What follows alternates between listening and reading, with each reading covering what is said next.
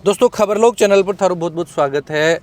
दोस्तों आज बगड़ पुलिस थाना के अंतर्गत ग्राम पंचायत कासिमपुरा में एक घर में तोड़फोड़ करी गई।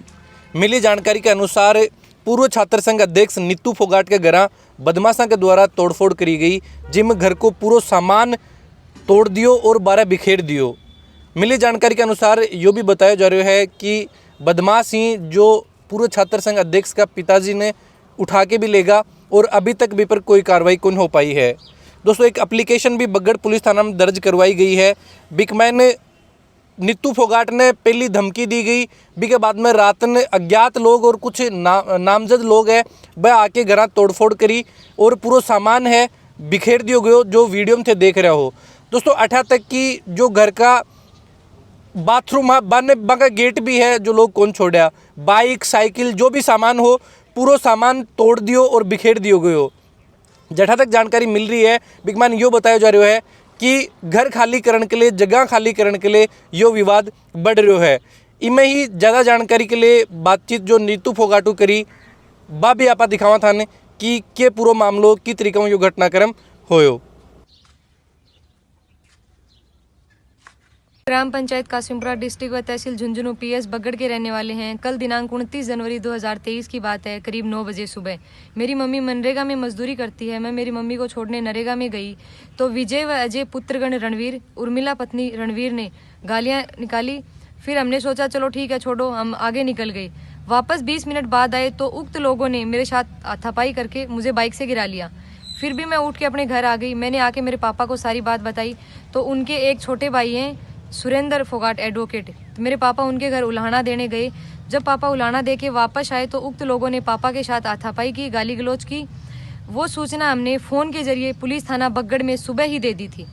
उसके बाद दोपहर करीब 12 बजे विजय व अजय पुत्रगण रणवीर व 2 अन्य लोग आए। उन्होंने कहा कि आज रात को आपके घर में लूट व डकैती होगी और साथ में आप लोगों का काम तमाम है। ये सूचना मैंने पुलिस को बता दी थी। उसके बाद करीब शाम 6 बजे सीसराम पुत्र रामदयाल बगड़ की तरफ से आया। उसने कहा कि बेटा हमने हरियाणा व राजगढ़ साइड से बदमाश बुला रखे हैं जो मेरे गैराज में बैठे हैं, आज रात की आप लोगों के लिए बहुत बुरी होगी। फिर हमने कहा कोई बात नहीं। उसके करीब 25 से 30 मिनट बाद विद्याधर पुत्र रामदयाल, शायद वो क्योंकि अंधेरा था और ब्लैक कलर की गाड़ी में आए, उनके साथ एक आदमी और था। उन्होंने कहा बेटा कुछ देर की बात हो रही।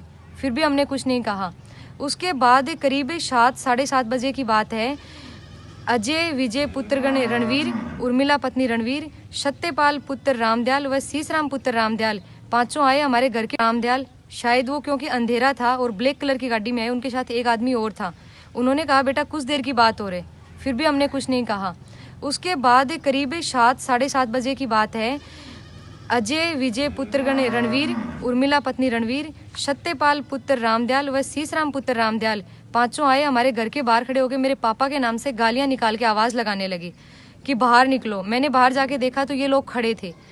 इससे करीब 2 या 3 मिनट बाद 2 एम्बुलेंस व एक गाड़ी आई, जिसमें तकरीबन 25 से 30 बदमाश थे, जिनके हाथ में 5 से 7 पिस्तौल थी और सबके हाथ में लोहे की राड थी। उन्होंने आते ही हम सब पे ताबड़तोड़ हमला कर दिया। उन्होंने मेरे पापा को गाड़ी में डाल लिया। जो अभी इस घटना को 15 घंटे हो गए, अभी तक मेरे पापा की कोई सूचना नहीं है हमें।